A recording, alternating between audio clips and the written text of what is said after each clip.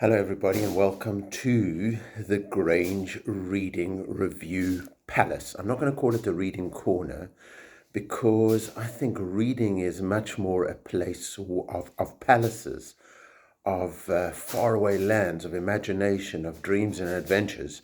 Reading can take you far away, even from the seemingly confined and restricted space of your bed. So maybe you're just lying in your bed reading a book and you think you're there, but if you really read and get into it, and especially if you read for pleasure and read for knowledge and read for experience and just read to grow, you can go all over the world and indeed beyond the world into other worlds, into space, everywhere, through time, across time, everything, all through reading. So I'm going to call it our Grange Reading Palace. And what I want to say is that this palace has expression in the shape of a library in Grange. Now, we don't have that much money at Grange, and it's particularly difficult because all our places are not filled, and most of our money comes through the government looking at how many places we have filled for pupils at Grange.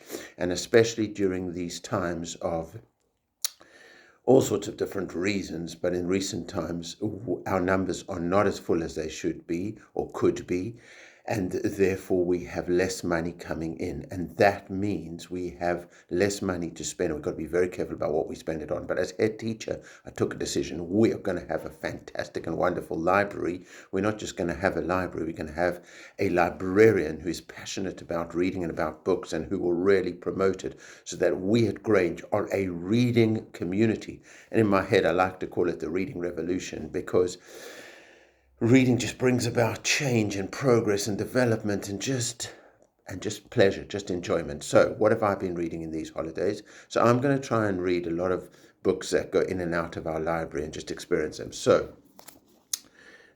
Park's Class, you'll know about this one because I started reading it with you.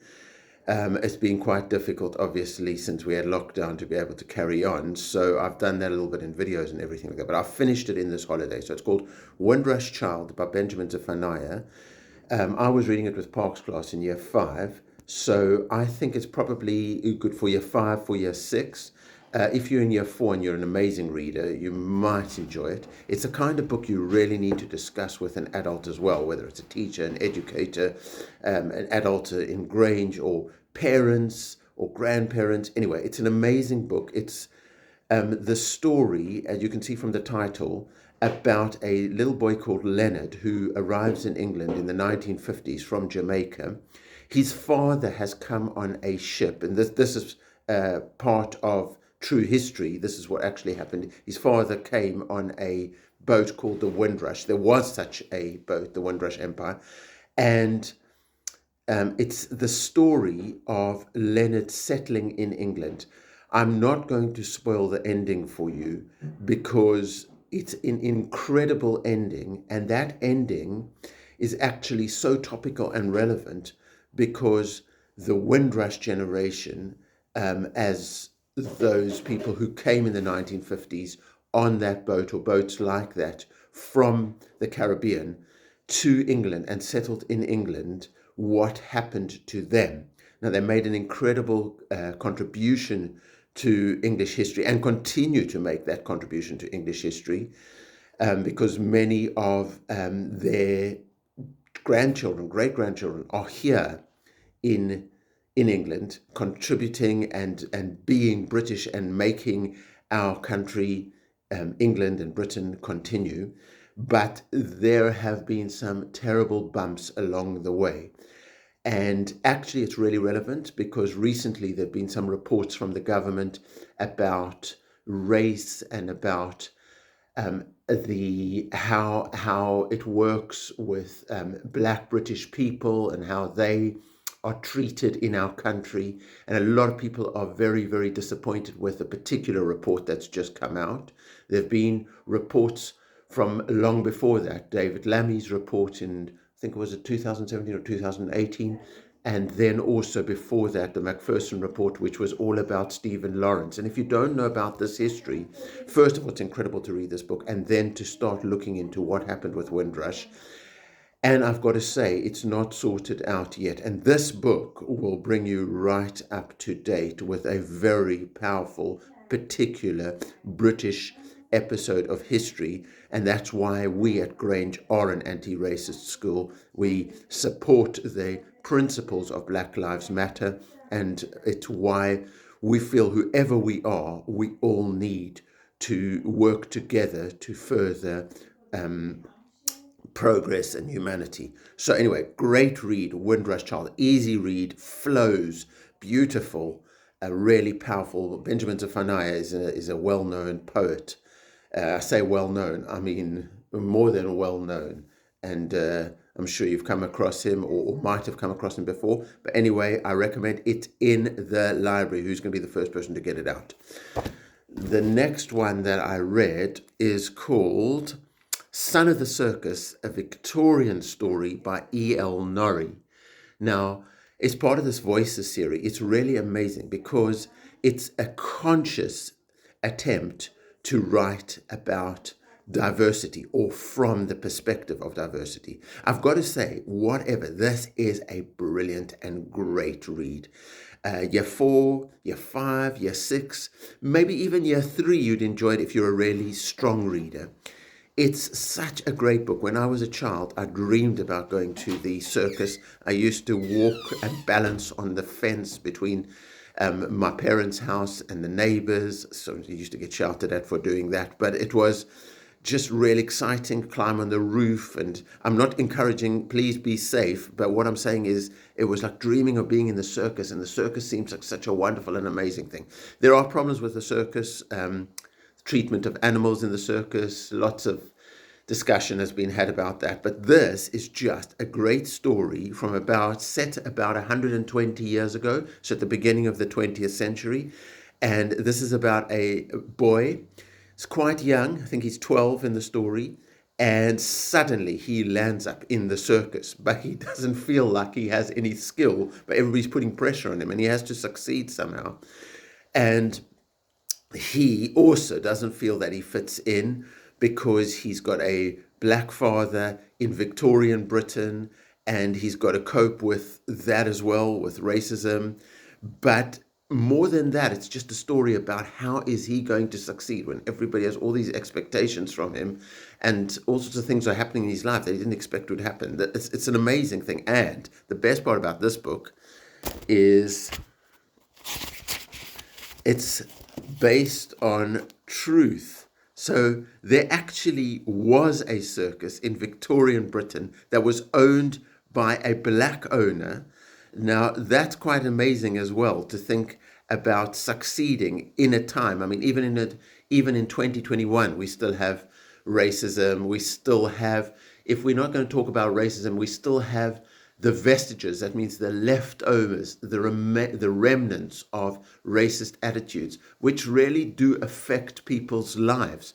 So imagine 120 years ago to be an owner of a business as a black man in Britain, but not just any business, but a circus, which is such a difficult business to keep running anyway. So the story by this amazing author called E.L. Norrie, and I follow her on Twitter, and she has taken this true event and then made a story out of it. So a brilliant read, a great read. If you love circuses, if you are one of those people who dream about balancing, walking the tightrope, juggling, riding horses, anything like that, great read.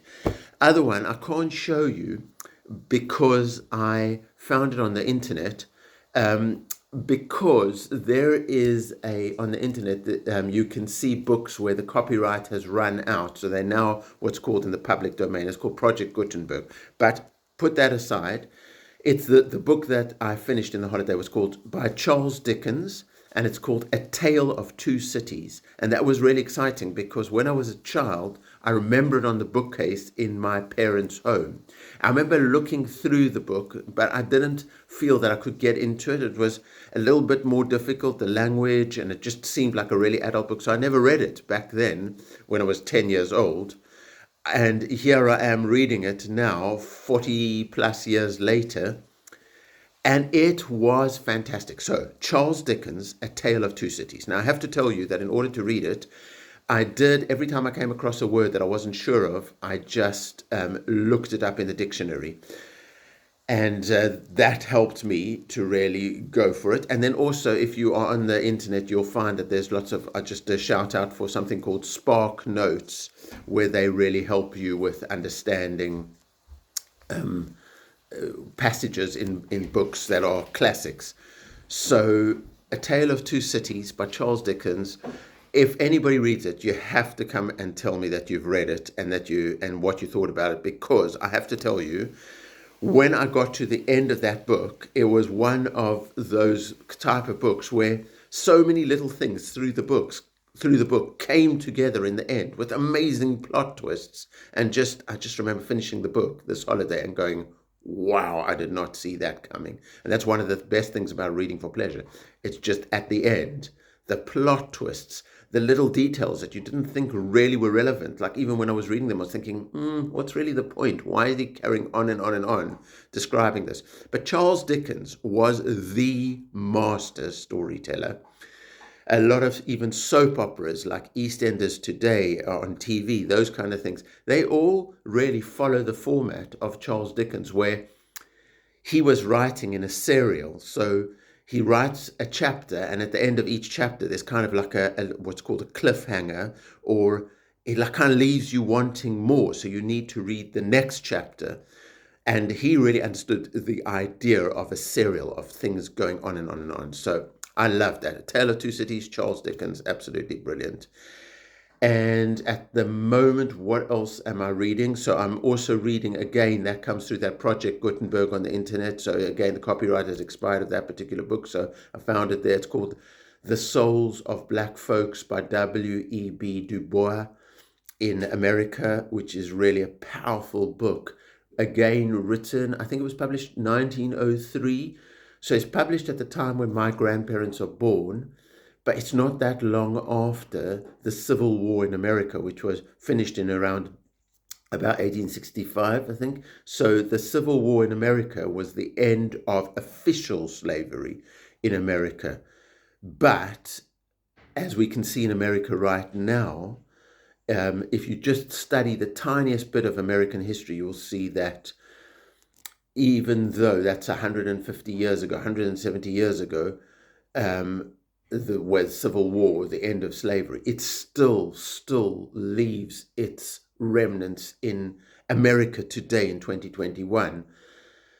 And even the things that happen with police brutality, disproportionate police behavior towards people of color, these are really critical things that we can't just ignore. And reading this book is so interesting because obviously it's written, the book itself written 120 years ago, but it's not that long ago, and it's kind of in between the end of the American Civil War and here we are now, the 20th century. Well, now we're in the 21st century, but when I was growing up, the 20th century. So that's an amazing read as well to see that. And then also for this period of Ramadan, I'm going to be trying to read a little bit of the Quran. I'm not Muslim, but I really feel it's important to respect and to understand this wonderful, incredible, and amazing religion and culture and just experience. And especially at Grange, more than 50% of our pupils are Muslim and many of our staff are Muslims. So I think it's really important for me to read a bit of the Quran, and that's what I'm going to do try to do that every day in Ramadan. So I hope you've enjoyed a little bit my reading experience in these April holidays 2021. Let me know how you're getting on with your reading.